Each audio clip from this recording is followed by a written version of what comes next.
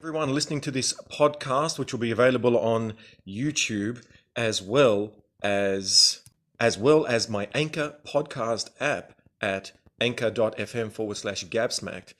This Wednesday wisdom was unbelievably groundbreaking, earth-shattering for the Gabs.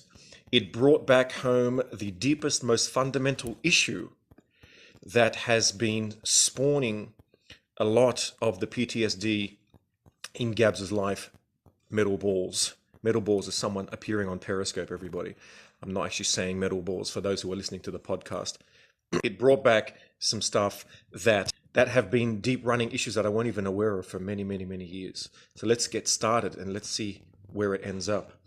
So I started talking to him about the thesis, and I said that it's amazing. I'm very, very happy with the fact that the thesis is almost complete, even though I lost 3 months because of all of the issues that have been happening that have taken me away from being able to work on the thesis.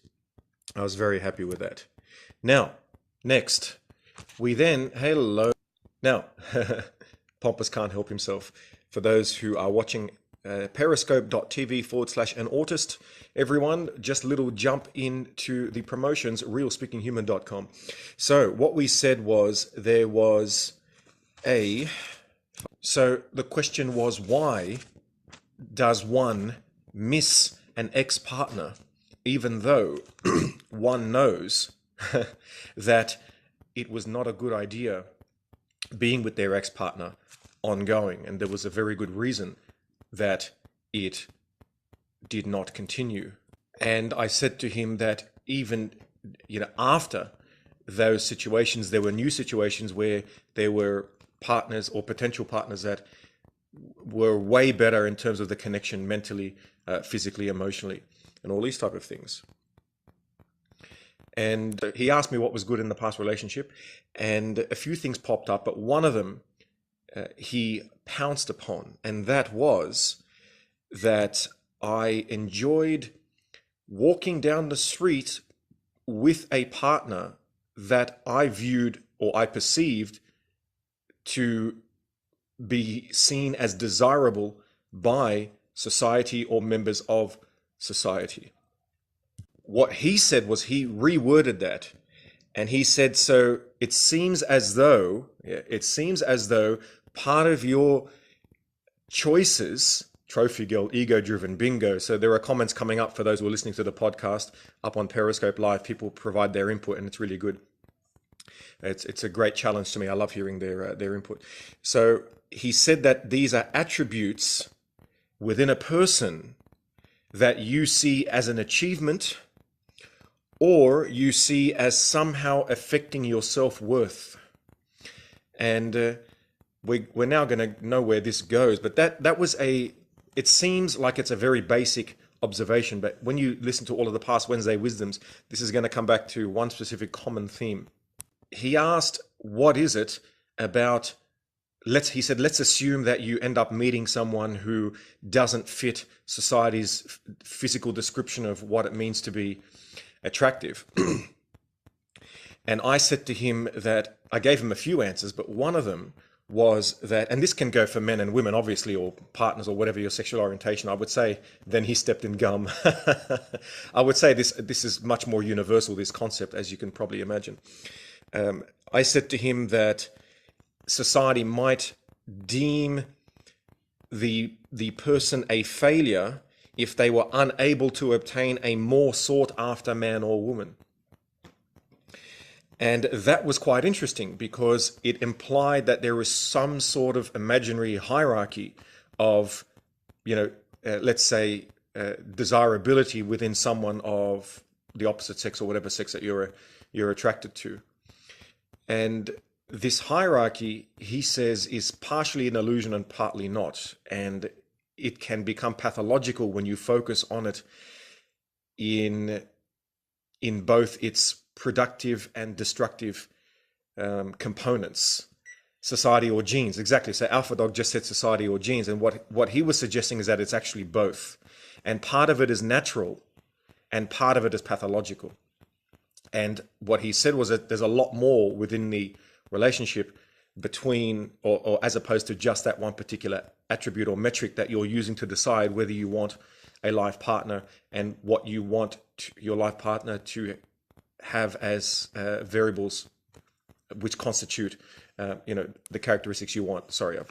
What I had come to learn, so Liran just asked the question, why would the gapsmack care to that extent if he is to some extent quite non-conformist? I would say non-conformist is a very polite way of describing my my deviations from the mean. We did talk about that, and I said to him that it doesn't necessarily matter what society thinks. It's more about what I believe that part of the society, contrarian, to a little bit, that would consider my taste in women to be their taste in women, or whether it's men or whatever it is, to actually care. So if they have to perceive the same hierarchy that I do in both myself and in a potential partner. So let's say someone happens to be attracted to, I don't know, short and really round men or women or whatever, then other people who share that taste would then within that group, I would imagine, could potentially develop some sort of hierarchy of attractiveness amongst people who fit the characteristics of that particular group. So it's all constructed, obviously. And we did touch on that. That was a very interesting point. So what I said to him was that there seemed to be an inverse relationship between the longevity of a potential relationship and the attractiveness that I thought society valued in the person that I was dating. Hey, and so to give an example, there were some women that I had dated, but like I said, it applies to men, women, whatever it is. So there were some people that I dated that seemed to be valued in general by, say, other people as well as myself as being unbelievably beautiful. So well sought after, let's just say, something like that, or frequently are requested to go out on dates with them, even when they were going out with me, etc. And it also turned out that those particular people I dated also happened to be the least I had in common with. So there was an inverse relationship, but that does not mean that that's consistent. There could absolutely be someone that might be well sought after, but at the same time, you actually love being with them and they value you and you value them equally in all domains, their intellect, their, the emotional compatibility, whether they make you a better person, whether you make them a better person, etc., whether you complement each other, whether you're able to, resolve disputes and have a healthy long-term relationship where you put each other first. All right. Now, I said to him, the problem was that it seemed so unlikely to find that in its entirety. And I was getting older and older. And so the chance of actually finding that was decreasing more and more, especially because as any person gets older, you're naturally, I know I am, you're naturally attracted to people who are older as well as you get older. It's now there are exceptions. What I've noticed is that the older I got, someone in their early 20s in general would not be as attractive to me anymore. But there are always exceptions. So in other words, there are tail ends of certain categories that still fit. So if someone was unbelievably mature at 21 for their age, for example, compared to the average, and biologically looking much older, how old am I? Good question. I am 37 and a half. And so it becomes more and more difficult to find someone at that age. Now, he said, what's the problem with that? Bell curves, absolutely, my friend. What is the problem with that? And I said, well, the problem is that as one gets older, they have more experience / baggage, etc. And so you're now competing with past memories that they have of other people. That was a huge revelation for the doc. He said, well, here's an issue. It's very deep. He said that you're actually looking for an ideal. And the question is, why are you looking for the ideal? And why are you holding a potential partner to that high? Captain Ginger just said one person's baggage is another's experience, which is very good. Don't we all want the ideal? Well, sometimes we subconsciously, and this is what the doc was saying, True Faith, was that we are looking for the ideal, and sometimes we expect that that's exactly what the outcome should be without realizing that that's an ideal and why we have that particular ideal. And that made me stop in my tracks to think, why do I have a particular ideal, and why was it entrenched within certain matrices, like what society values, or what people who value what I value. Why is that important? Why are these part of what makes an ideal partner ideal? And self-validation was part of what made that ideal that ideal. I subconsciously believed that I could somehow increase my self-worth, or measured my self-worth based upon how successful I was in finding someone that was as close to my ideal as possible. And he says that that part of your motivation was unconscious, yes, and it actually causes more problems than it helps you. So it's more of a hindrance than it is an advantage. He said, so you got to become aware of that, and then focus on all of the other parts of what you want in a life partner, as opposed to that part controlling you. That was a huge deal, because from this point on, we now realize that there is something very deep in the psyche that is causing these issues to occur. And this is where we start going chasmically deep, abysmally deep. Okay. Sorry guys, you just missed out. During the break on Periscope, we just said that a lot of us make statements that seem to be quite commonly intuitively true. And we don't know why they are commonsensically intuitively true. We don't delve much deeper than that. And I think that's where we're going to now move into with this scope. Captain Ginger just asked a question. She said, what if all that matters is the gender you're attracted to? Well, I think there's a lot more than that, because it's not just, according to what the doctor was saying, it's not just one's gender, it's not just the physical, but of course there's also a growing intimacy which develops with a lifelong partner.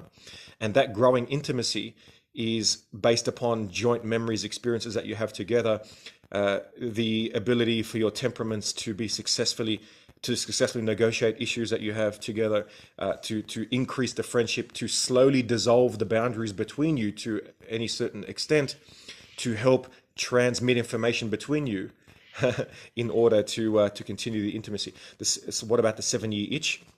Once again, we're now going to come up to a graph. He graphed for me the things that are negative about a relationship long term versus the growing intimacy which overrides the negativity. And it's always important for the negativity to not grow as quickly as the intimacy. And I actually drew that in a graph, which I will show you here. As you can see, there is a graph here, and that means that the x-axis, I made it to be intimacy, and the vertical axis, negativity in the relationship. And what you want is that for every 2 steps of negativity, you want to take less than 2 steps upwards. Every 2 steps of intimacy, you want to take less than 2 steps upwards for the negativity, so that the diagonal line is always less than perfectly diagonal at 45 degrees. He said to me he's never heard anyone talk about it in such a mathematical way. I said, welcome to the Gabsmacked. We're back, ladies and gentlemen, on our podcast, available at realspeakinghuman.com. There are links there at patreon.com/Gabsmacked. It'll be there for everyone for free. Thanks to our Patreons. And it will also be at Apple over the next couple of weeks, at iTunes and at Google Play, etc. All right, let's keep going. So I asked the doc if he thought there was a causal link between my self-worth as a male and how high the woman is in their hierarchy. And he asked me, what do you mean by that? And I said, well, my understanding thus far as we progressed into this Wednesday Wisdom was that somehow, thank you for the super hearts, everyone. Thank you, Tinkerballs. There was a need, a direct need for me to validate who I was as a younger person based upon which woman I was dating. And the more sought after this woman was in society, it somehow meant that there was a causal link. In other words, that was directly related to how successful I was as a potential mate. Almost like saying, well, if you're able to attract someone who's high in demand, then you must also be high in demand. And that was the illusion that my younger self had subconsciously.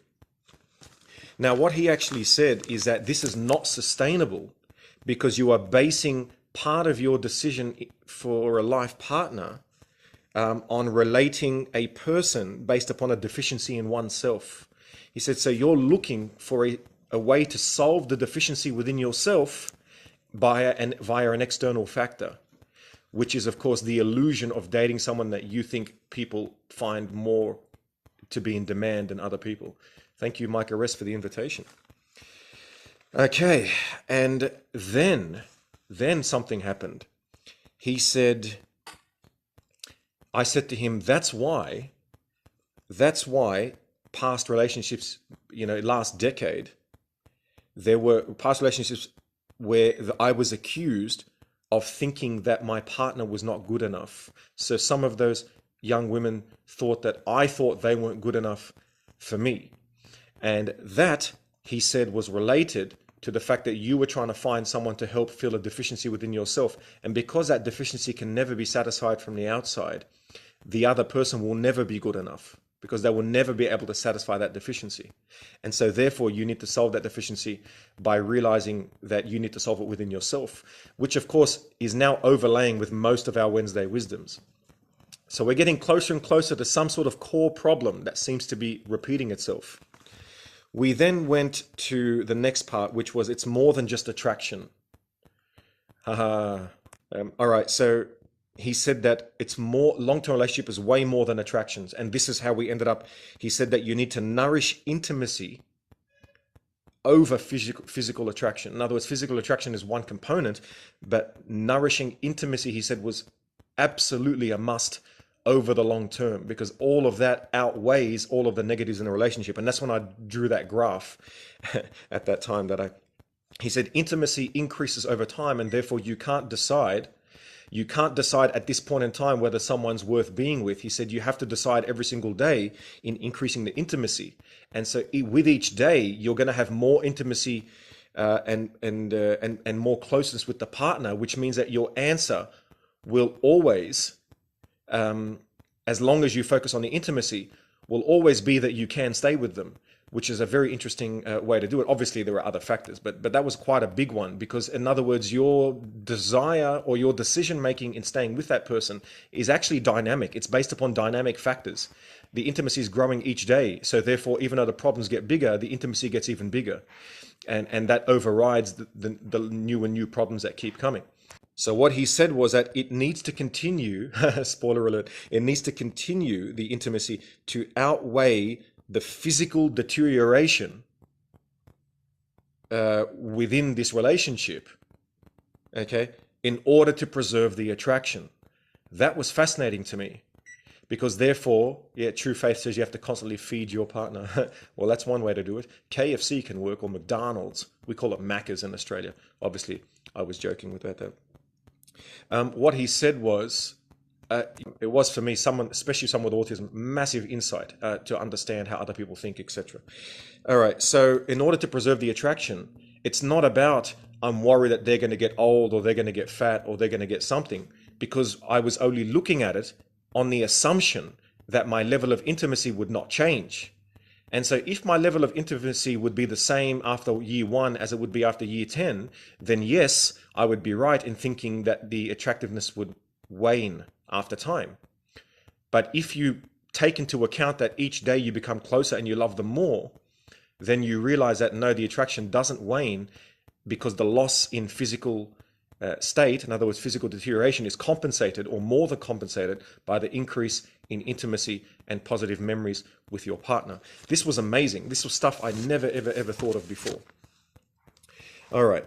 So the next part, and this is where we start to get really deep. I've got 2 pages left on this stuff.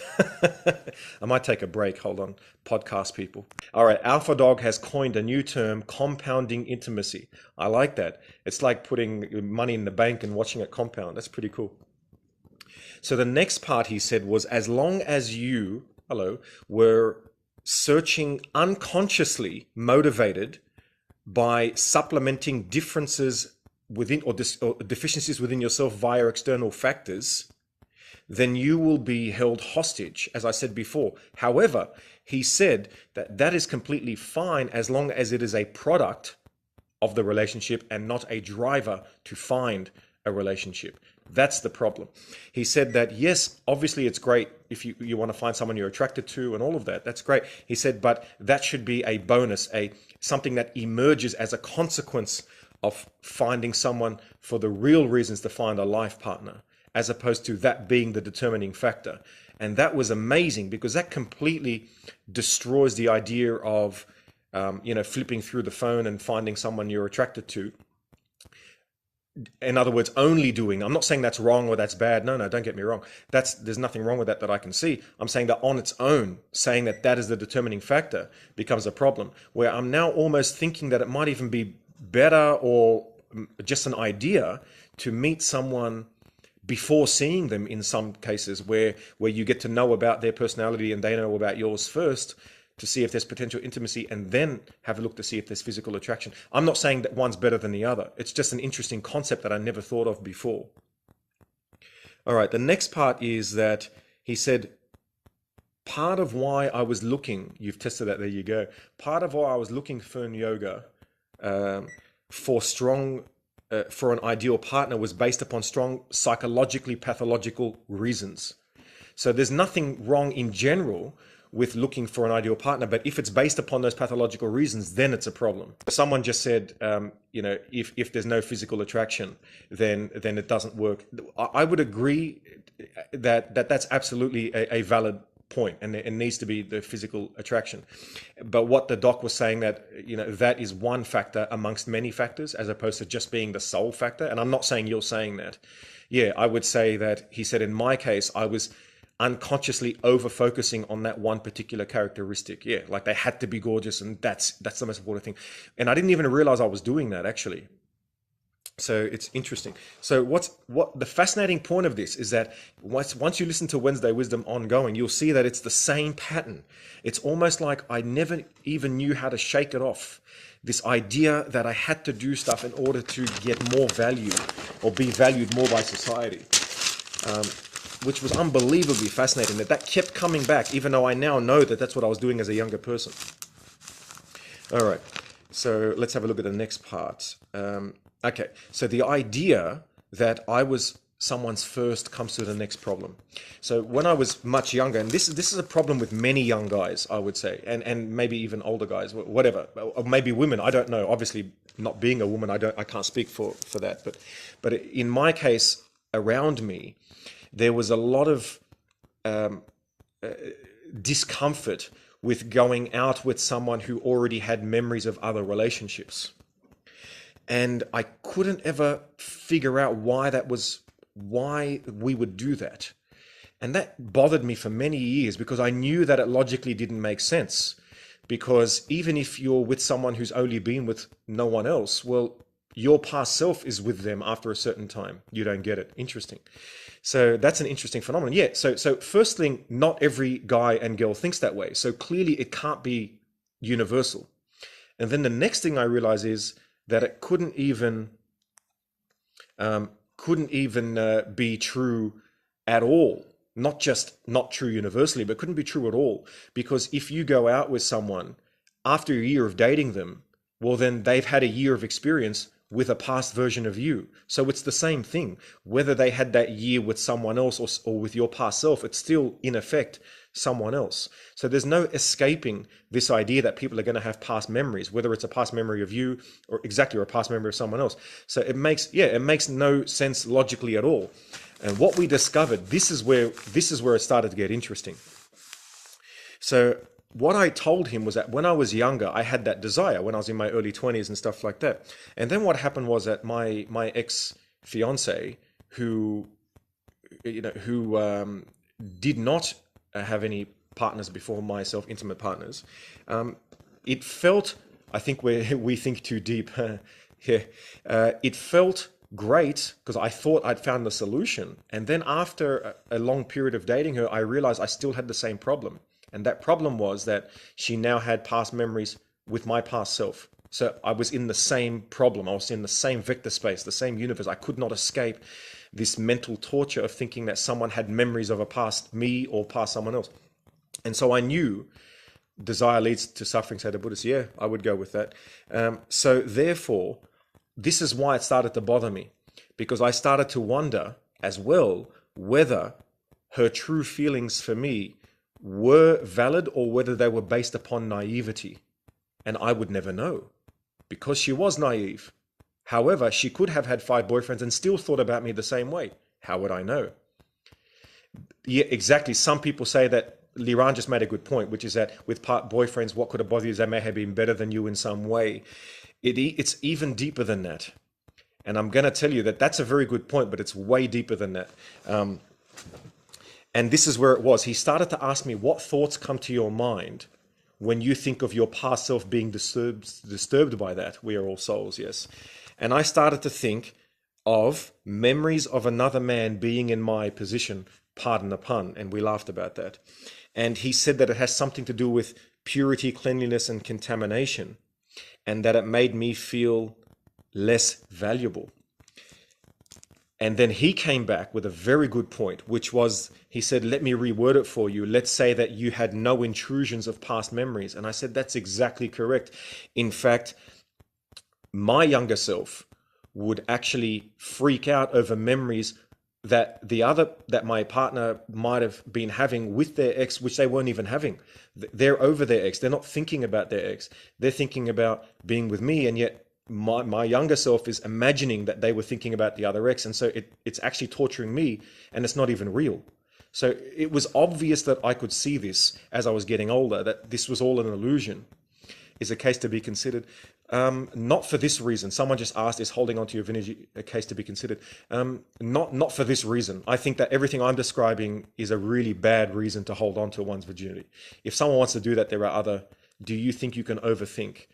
That's a funny question. I've been pondering jealousy lately myself. Why is that bothering you? Well, we're going to get to that. Sorry, some people have asked very good questions on scope. So here it is.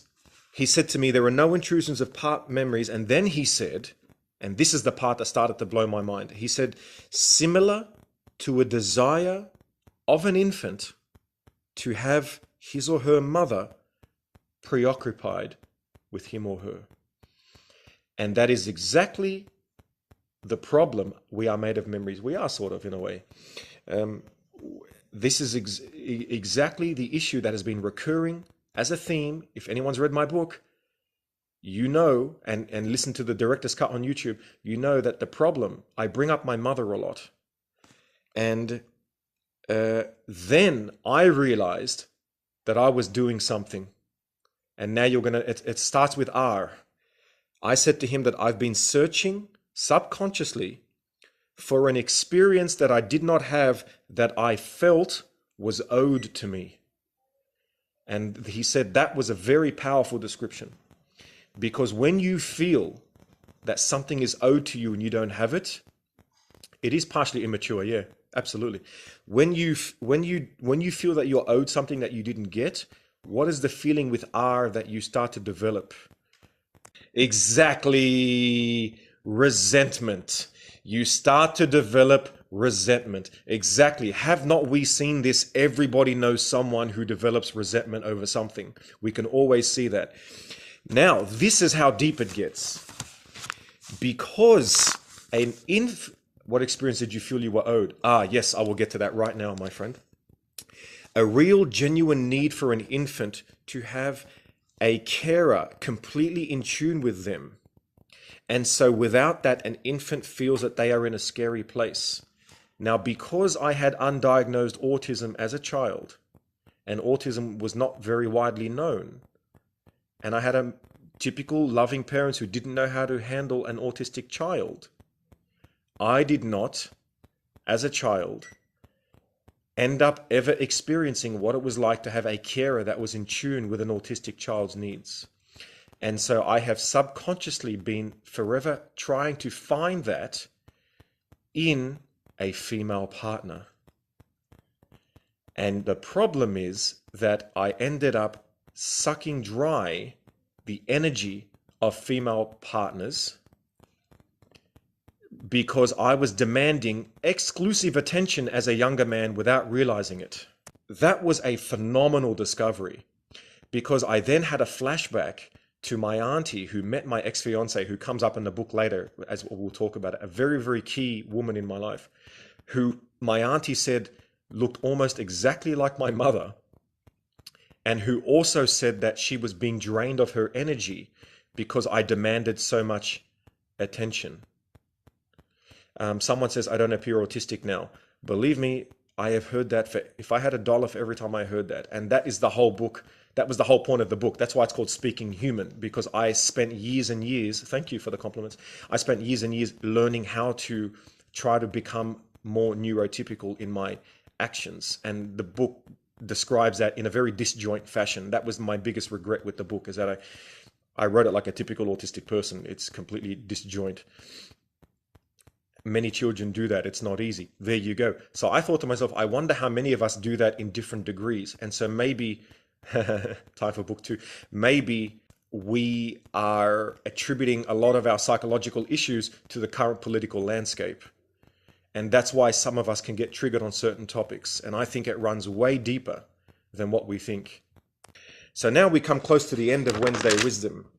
And what happened was that I ended up believing, don't have regrets, thank you very much. I believed subconsciously that it was my fault for being so deficient. No, it's not. So deficient that I had to suck energy from other human beings. And so I blamed myself. And so therefore my self-worth went down even further. And so the cycle continued. There you go, ladies and gentlemen. A negative cycle. It was perpetuating psychologically, subconsciously. So I was held hostage by it. And today I broke free of those chains and will no longer be held hostage by that. And so therefore this was the biggest Wednesday Wisdom ever, ever, ever. And now it actually frees one up to help look for a life partner in a more healthy fashion. So everybody on who was listening to this on YouTube and who are also listening to this at Anchor, I'm going to say thank you to you guys, and I'm going to go back to my Periscope beloved friends. And don't forget, realspeakinghuman.com. Follow us at periscope.tv/anautist, ANAUTIST, and at Gabsmacked on YouTube. And until next time, don't forget to take life one smack at a time.